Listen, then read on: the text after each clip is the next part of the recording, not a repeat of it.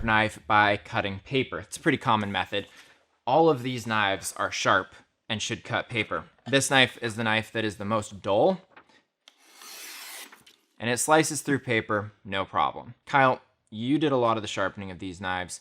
How did you sharpen them so they achieve different levels of sharpness? Yeah, we wanted to give a couple of examples. So if you look back here on the board, we've got 5 knives. So number 1 and number 2 were sharpened on the KTS. Number 1 at 25 degrees, and then number 2 at 20 degrees.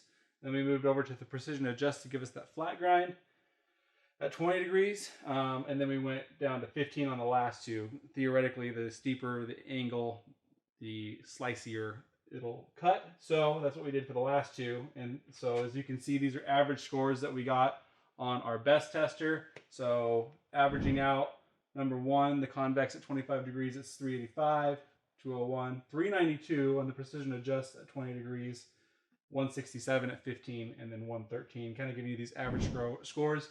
And as you can see, that kind of translates into the sharpness of each knife in their current condition. Yeah, calling attention. So basically, we guessed at which method would produce different sharpness results. The one that was a little bit of a wild card was sharpening on the precision adjust to 20 degrees.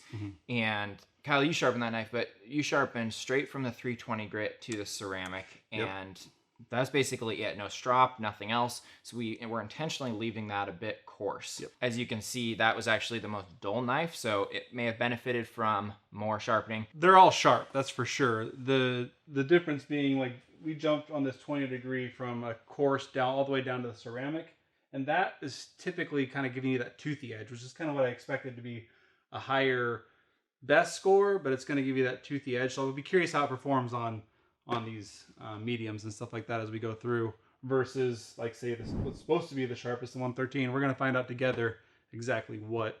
Yeah, how does this translate to the real world? What is sharp? First up, we're going to go through each knife and each test. So we'll run all the knives through each test at a time, and then we're going to give it a score from 1 to 3. 1 is a poor performance, 3 is a strong performance or super sharp demonstration of the knife. And then we'll kind of see which one ends up being the sharpest overall.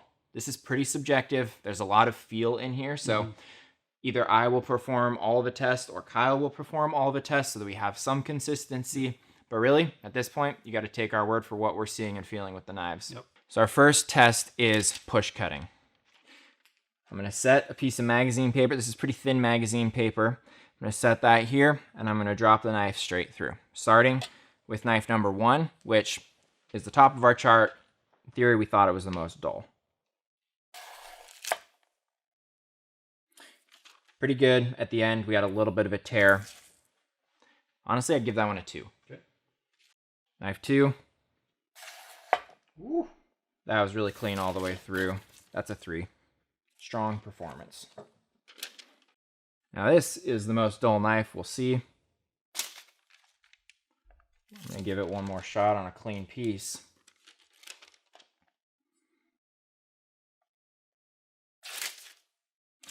Yeah, that's a 1.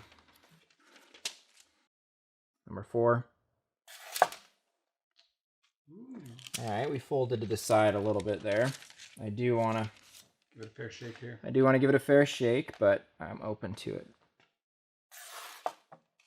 Similar. I think that's a 4. We're losing out at the very end there.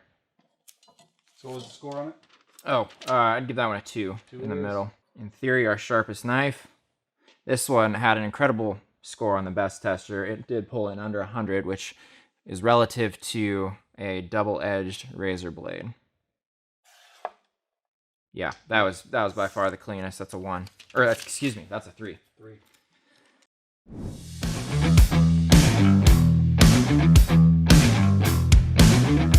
All right, guys, so for the sponge cut, the idea here is to just do a push cut. Some of them probably won't be able to do a push cut, so if that happens, I'll start to drag and see how much drag is needed to get through the sponge, and then I'll rate them 1 through 3. So let's dive in. I've got knife number 1 here. Let's see what happens.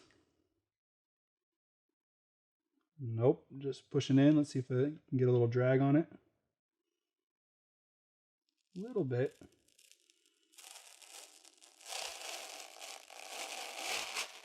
All right, so I tried to really just make it to where downward pressure was doing it, but it definitely needed me to pull I would probably just call that a 1, low score. Knife number 2, let's get another corner here. Again, gonna have to pull a little bit here.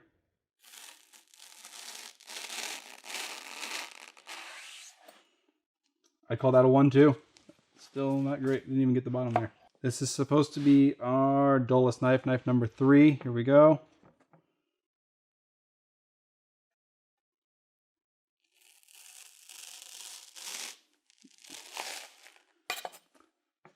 Again, probably a 1, but it actually performed a little bit better. You can kind of hear those teeth kind of chomping through that to where it probably cut the cleanest. Knife number 4.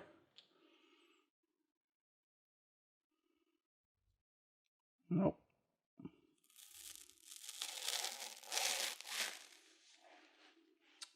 Not bad, but again, nothing's really just falling through the sponge necessarily. So Another 1. yeah. All right. So knife number 1, we'll see. Falls through. Or 5, I mean. It's definitely sharper. Like it's actually pushing a bit. I'd give it a 2. It was better. There was some just able to push through, but that's a tough test, I think, for any knife, really.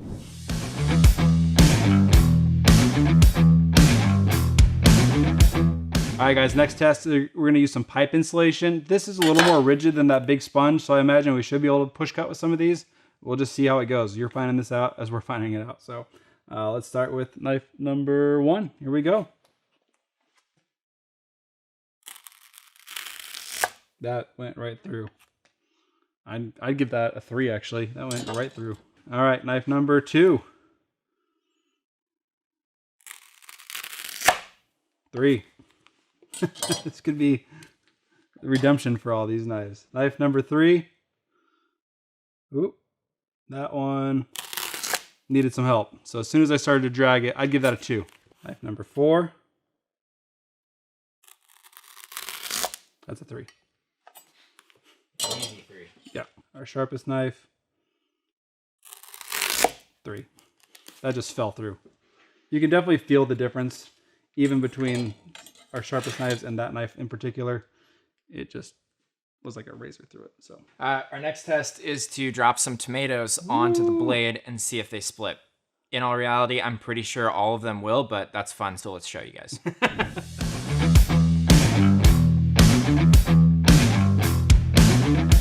All right, obviously there could be some inconsistency because there's 2 sizes of tomatoes, but in theory, we're looking for clean cuts through the tomato. I'll do my best to be consistent, starting with knife number 1.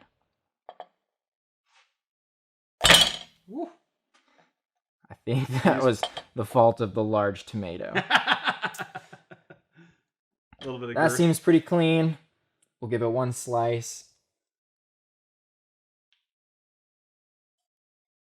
Okay.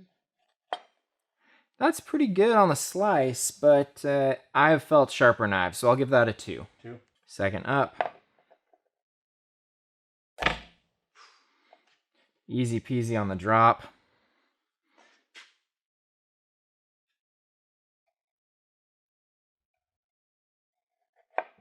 Again, a 2. I have felt sharper knives. We're getting picky here. These are all sharp. Knife number 3. Again, relatively the most dull, but no problem with the tomato. Let's see. Oh, that's in the stem.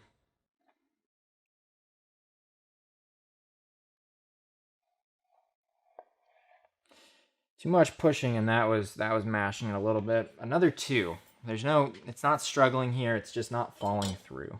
All right, number 4. Just no problem again on the drop.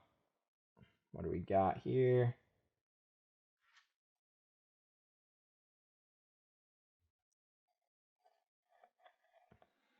Just another 2. Another 2. And finally, this knife already has such a leg up, or at least every time we've cut with it, it just feels like it is indeed sharper. Like, did that just look cleaner? Yeah, it just right through the stem too, man. It did, yeah. That was right down the middle.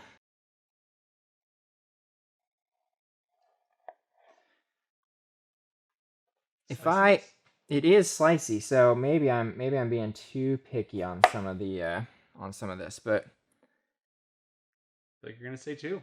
I'm gonna say 2. Okay.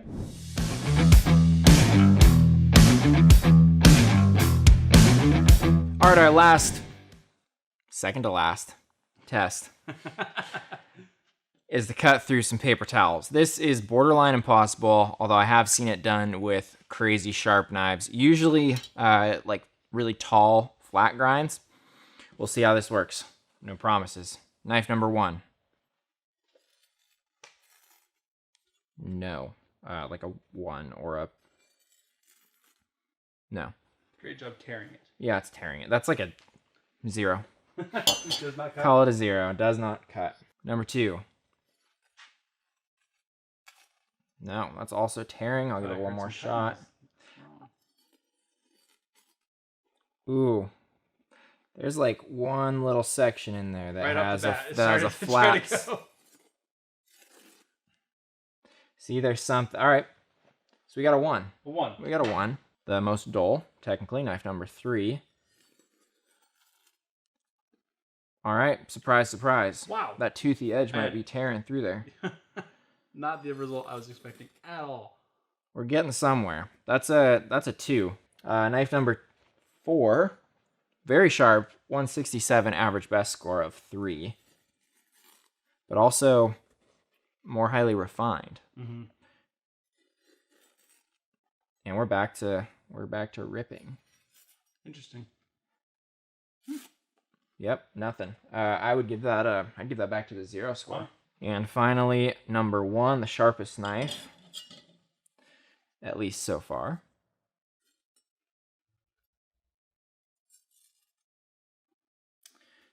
Controlled ripping, but not cutting. So that toothy edge seems to have been the key to getting through this. Yeah, we're not. We do have... Okay, I will give it... Similar to the one you gave 1 before, where it's kind of cutting? Yeah, we're getting a little bit, but it's not fair to give it any better than a 1. Okay.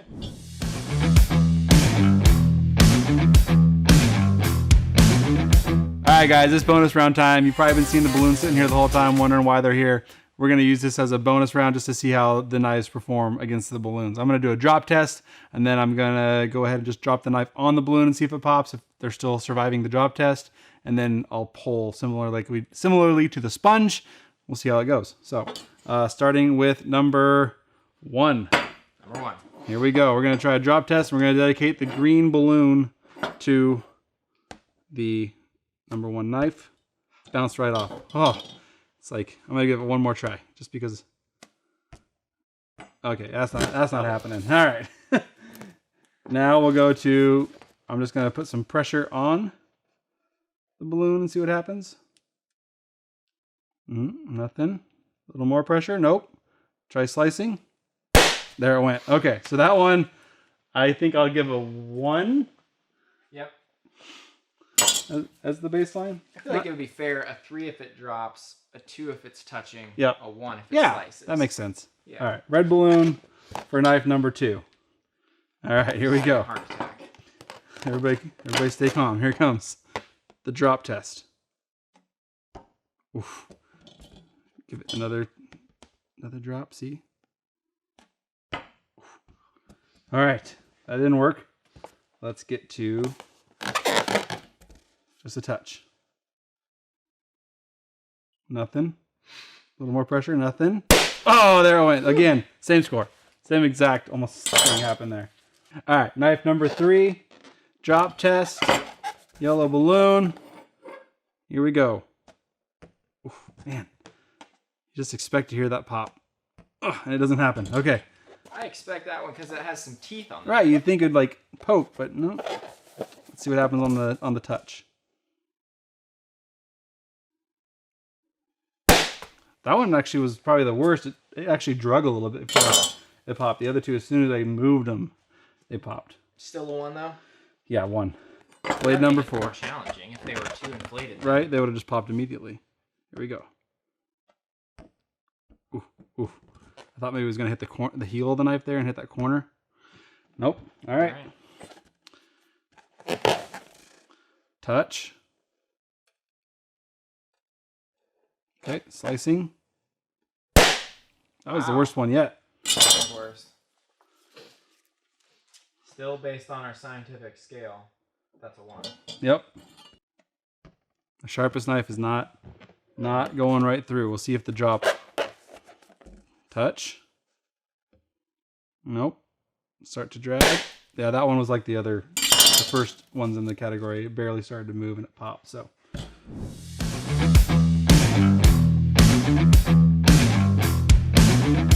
All right, Josh. So we've got our knives all laid out here. And we were basically wanting to see, what did we learn? What did we learn through all of this? Yeah, feels like we came out of this with, like, didn't learn a whole lot. The magazine push cut test on folding paper, push cutting there, definitely seemed to be the most revealing, where there was the widest gap between knives. You could definitely tell, like, when you got to number 5, that thing just, you could hardly hear it. It just fell through the paper. I think I'm curious if you guys will be able to hear that on camera, but basically it was super smooth. And other knives cut it, but there was a significant difference there.